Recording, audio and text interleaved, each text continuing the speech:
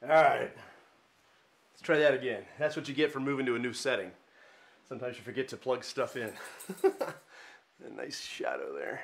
All right, kill. All right, so hey, we're here. It's Thursday. It's Bourbcast night. Sorry for the fluff there at the beginning. I'm not 100% sure I like the new setting. It's just really shadowy. I had to do some stuff to get rid of some glare and some different things, and just it's okay. Okay. All right, so maybe some background lighting. Try that.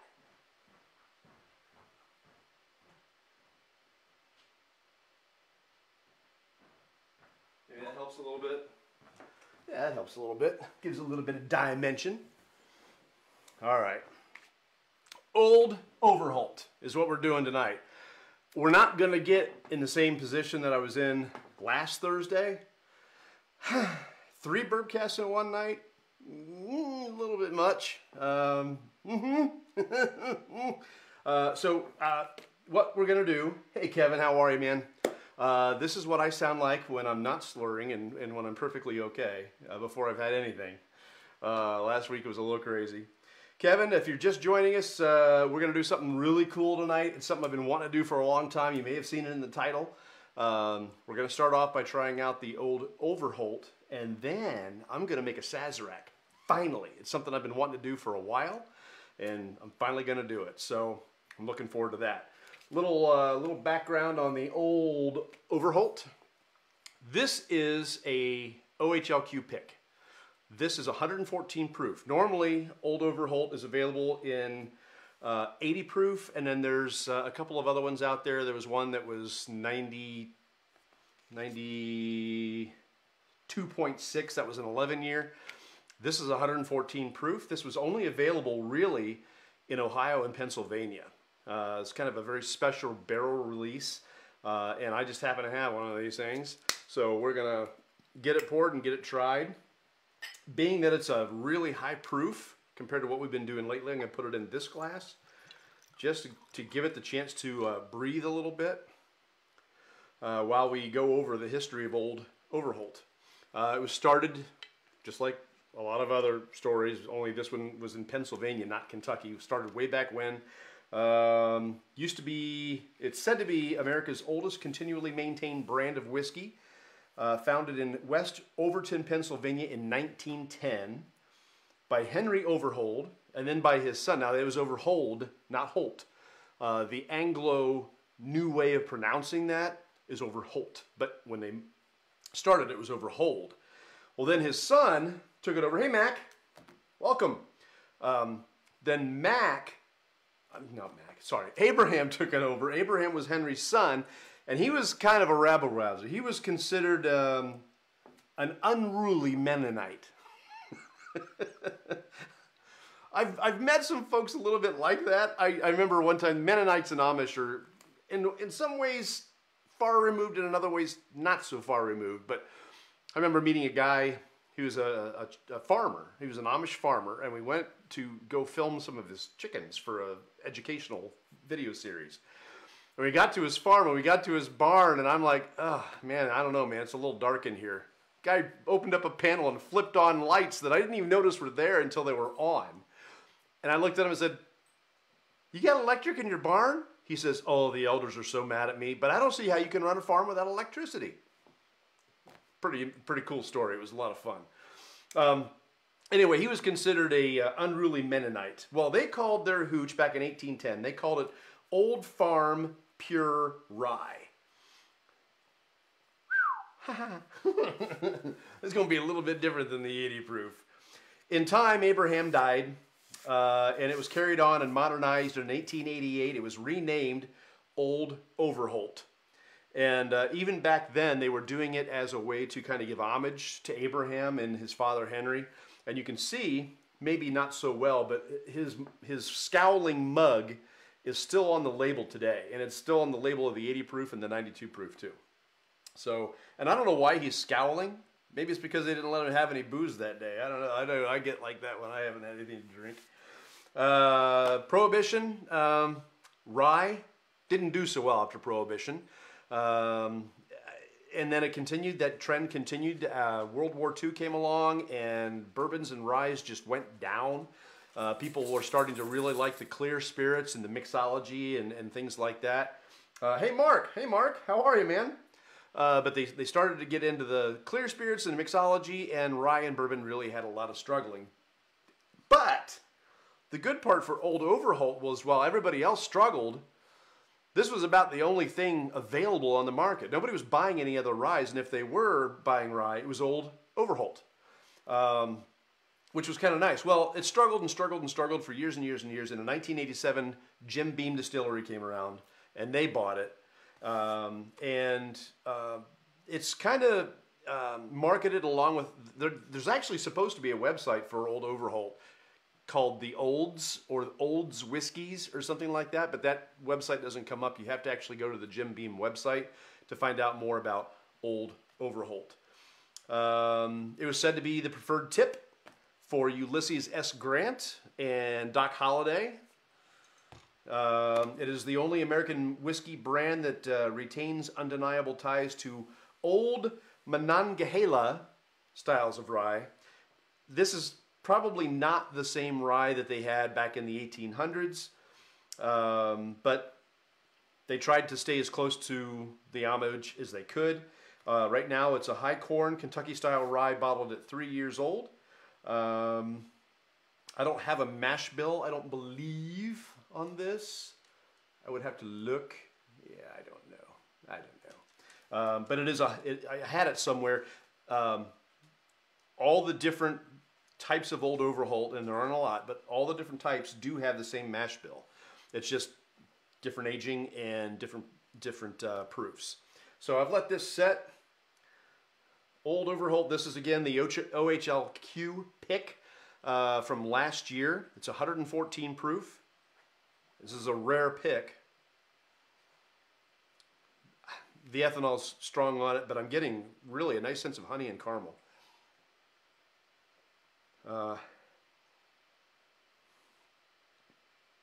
Definitely vanilla as well. Matter of fact, that may be the prevailing sense behind the ethanol. That sense of vanilla is nice and strong.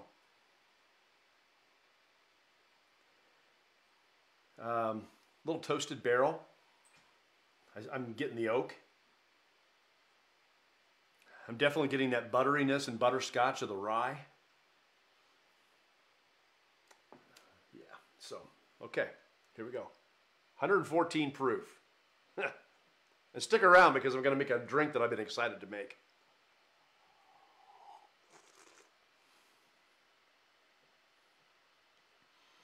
Whew.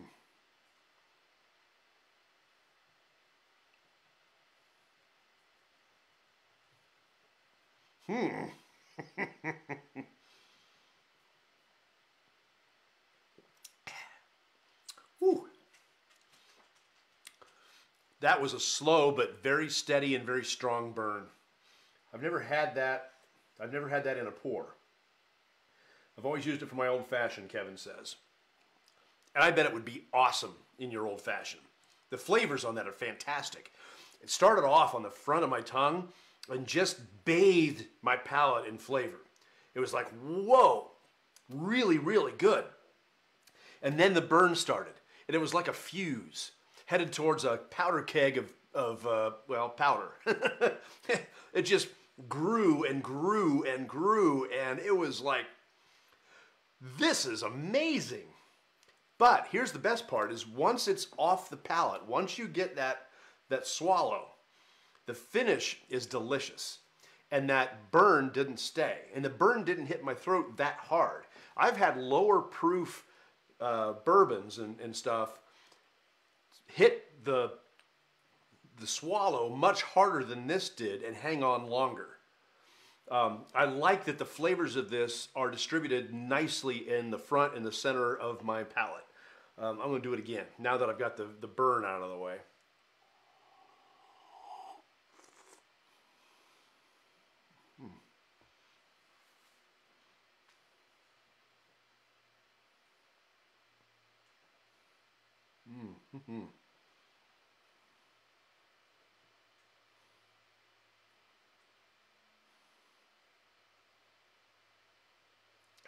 That's nice. That's really nice. One of the first things I got that time, orange hit me hard. Orange, which is interesting considering the drink I'm going to make. The orange hit me really, really hard, and then I got the caramel and the honey. So orange and honey are probably the two biggest that I'm getting. It's a really high proof, so getting a lot of different flavors out of it is going to be a little tough. And I'm noticing here that I don't have my water with me. Doggone it. All right, I'll get up. Hold on.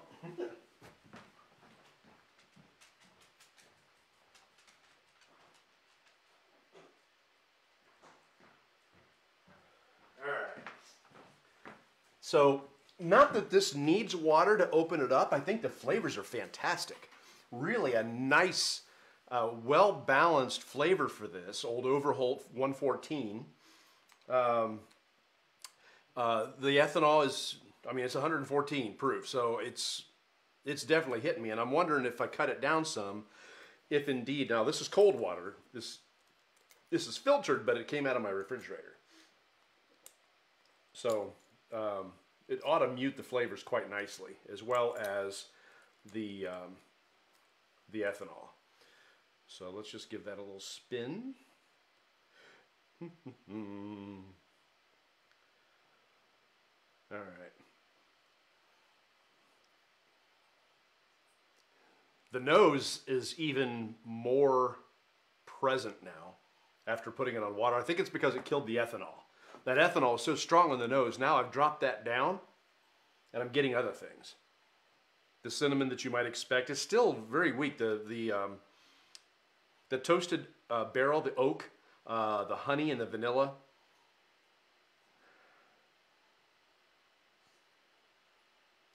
Yeah, honey and vanilla are probably the two biggest ones.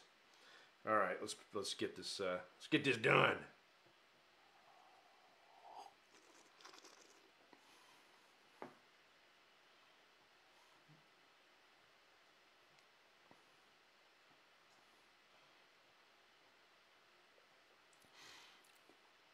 It's still strong. It cut the ethanol down nicely. I think one of the things I like about this is it's consistent. I know I like it when it's inconsistent too. I like it when it does things that surprise me. This didn't surprise me. I probably didn't add enough water, and I can add a little more. There's not much there left, but I'll just add just a pinch more. But I didn't notice a lot of differences in what the presentation was. I'm still getting a lot of the same things. The orange maybe went away a little bit.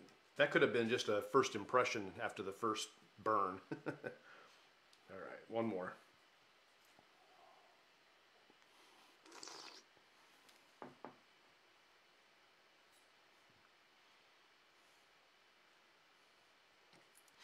Made it more buttery. A little more water made it more buttery. Getting a little bit of banana out of it. The orange has gone away and seeded itself to banana, I think. That caramel's still nice. The honey's still there. This time they're like together, like peas and carrots. The caramel and the honey, like caramel honey, caramel honey. I like the first one better. All right. Would you believe I forgot the ice? I was in such a hurry to get going, and I've just been forgetting stuff. Let me go get the ice.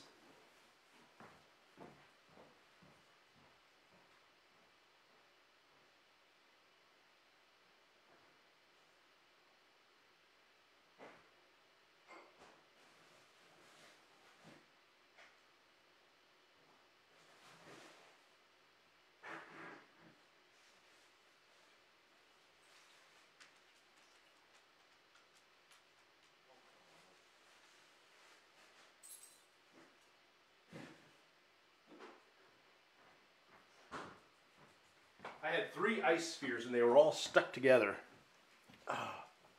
Michael, how are you? Welcome to the show. I'm really not very well prepared tonight. See, the thing is, and this is a bit of a celebration, I adulted today.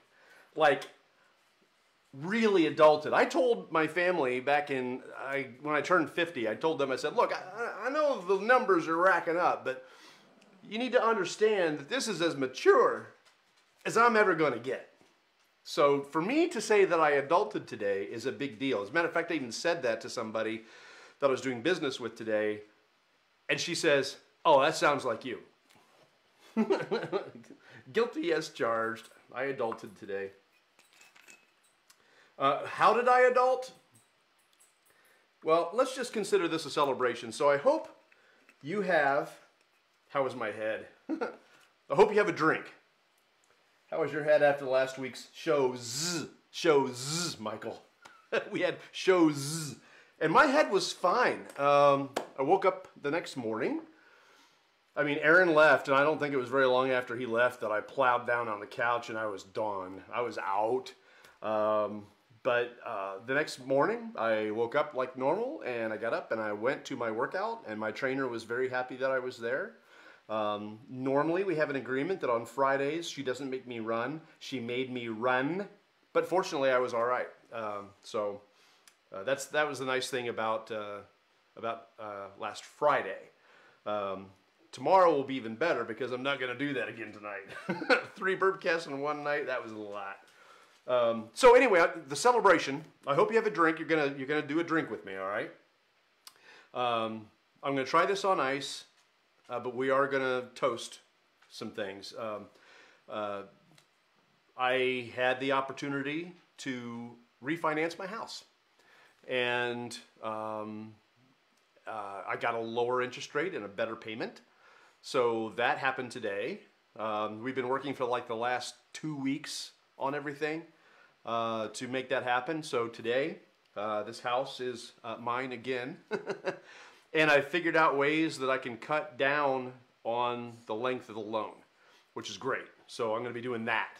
They say that if you make 1 extra payment per year over a 30-year term, you can cut your term down 7 years.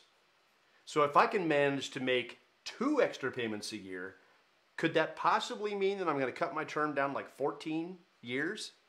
That'd be all right. Out of a 30-year term, only owing for 16 years and then owning the house, I won't be here that long. Don't get me wrong. But still, it'd be nice to have that kind of equity. So that's the first thing that happened. This is on ice. The Old Overholt 114.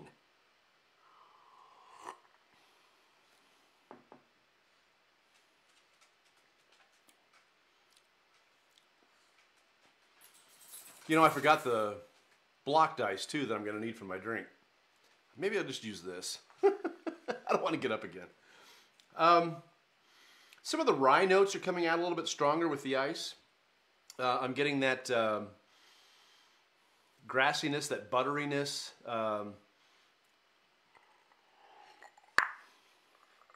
But not overly so. It is a high corn rye. So I'm not getting a lot of the change in this rye that I might get in other ryes. It's actually holding its character quite nicely, and I didn't put much in there. I probably could have done a little bit more, but all right. So pour something. Pour something. I don't care what. Pour something. I'm just going to do one more little one of this, and then we're going to make our drink. All right. So I did that. Then I started a new bank account because I needed to do that. That's where all the bill pay is going to come out of. Worked out my escrow. Got the new loan. Got a check coming back to me, which is nice. So those are some things. I also have done a little hunting this week. And as you can see, I got another bottle of the 107. Angel's Envy. This bad boy is a Blanton's. This is the letter A. This completes my run of Blanton's. I now have all of the letters. So that's something to celebrate. Now, a friend of mine challenged me to not drink these. That way I would have a full set of full bottles. And I told him, if I have a full set of full bottles, how am I supposed to send these in and get it on a stave? He said, what do you want an old chunky piece of wood for when you can have all 8 bottles full? Well, I already have 1 bottle empty. So that means I need to find another N full if I'm going to do that. And then I can't drink them. So I think what I'm going to do is drink them. And then I'm going to send in the bottle tops. Sitting here also is a Knob Creek 15. If you haven't had the Knob Creek 15, you need to try the Knob Creek 15. We did that last week. It was one of the reasons why I ended up like this. But that's extremely good. And then today, we found some of the Knob Creek Cask Strength Rye. This is on the last chance list in Ohio. This is going out of Ohio and it's not coming back. Probably ever. And if it does, it's going to be a long time from now. But I found some of these in central Ohio. We went down and picked these up this morning. So Knob Creek Cask Strength Rye. So I was kind of happy to find that. There we go. So here we go. This is a toast to all of us who adult and live through it. Cheers.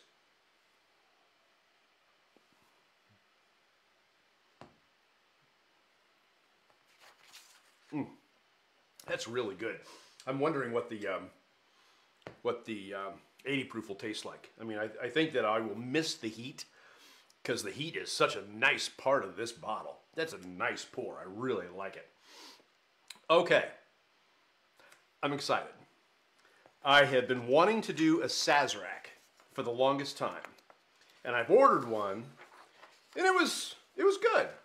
I can tell you I'm not a huge fan of absinthe, and I think I can control that a little bit in the way that I create my own Sazerac. So I started off, I've been not buying it, because I wanted to not find a great big 750 milliliter bottle of absinthe.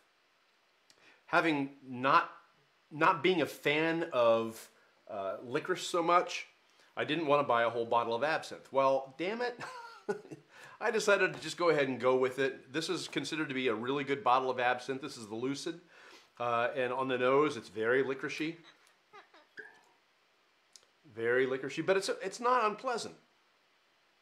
It's actually it's not bad. If licorice actually tasted like this, smells, I could eat licorice. This is not so bad. So there's different ways of doing a Sazerac. You can pour the absinthe in one of the glasses, spin it around, and pour it out.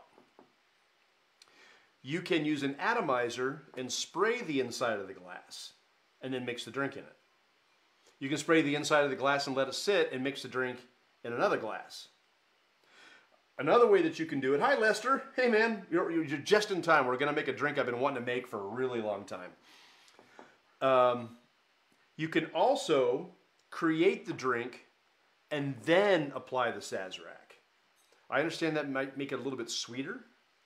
I'm not going for sweet, I'm going for a staple. I'm going for the way we're going to do it. So I happen to have an atomizer here, which I have put some of the Lucid absinthe into.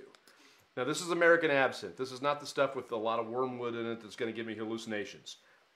Drat.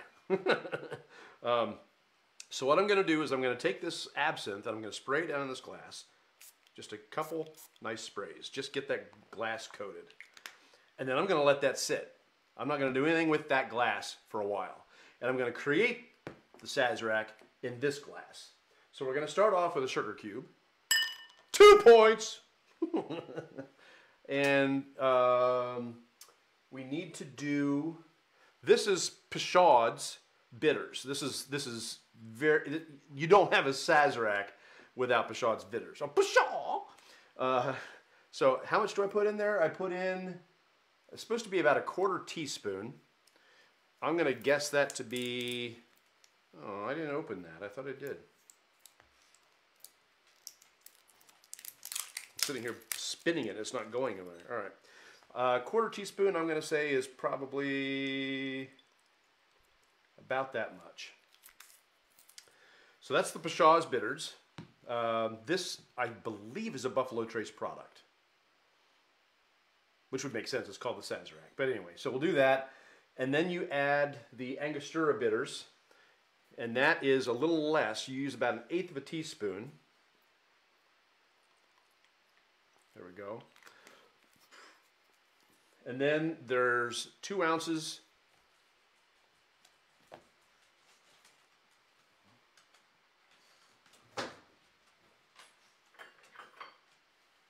got all my bitters behind me and my glasses and different things like that. So 2 ounces of the rye.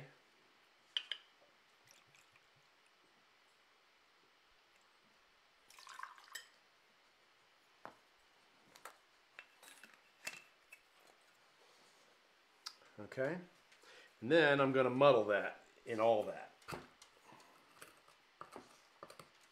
And you could do this in different ways. You can muddle it with just the bitters and leave the rye for later. You can do this however you want to do it. It's your drink. Make it how you want to make it. I love these sugar cubes. They muddle so nicely. There's a little grain in there, but if you stir it up, it goes away. Just really nice. Now again, normally I would have regular ice cubes, but I forgot them. So I'm going to use it over that sphere.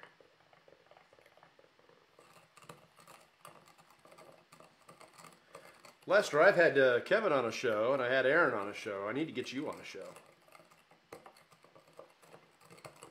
You hear that still in there? Still graininess from that sugar cube. Let's keep going. Ooh. All right. Ooh, that by itself is really tasty.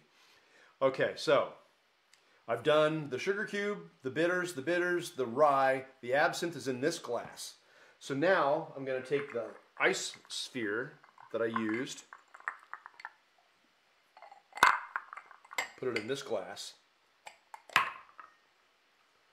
I could have just kept it in that glass, couldn't I? No, because I put the absinthe in this one. All right, so we're going to do that. Again, normally I would do it with different cubes, but I had this and I didn't want to get up again, so there's that. So then we pour this over top. This isn't exactly the best pouring glass ever. Okay, and then a little bit of a lemon peel.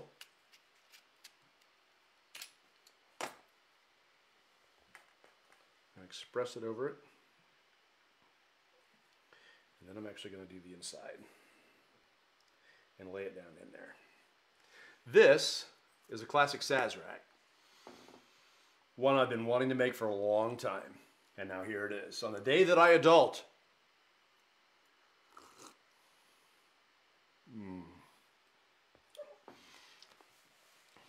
That is really good. I make a good Sazerac. Yeah, that's good. The atomizer, putting in that absinthe, it was just enough. I mean, if I wanted to, at this point, I mean, some bartenders do this. I'm not going to do it. I could put another splash of it on top. I think that'd be too much.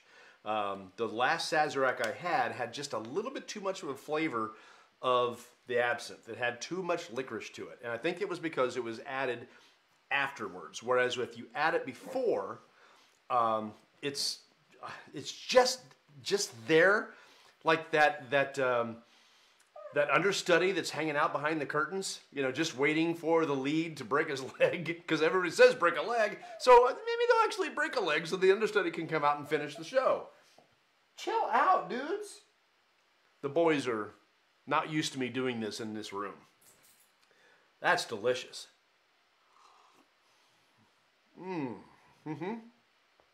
Again, any more absinthe and it would be too much. That was actually really, really nice. And I think the ice sphere actually works for it. If it would be too cold too fast, it would muddle some of those flavors down.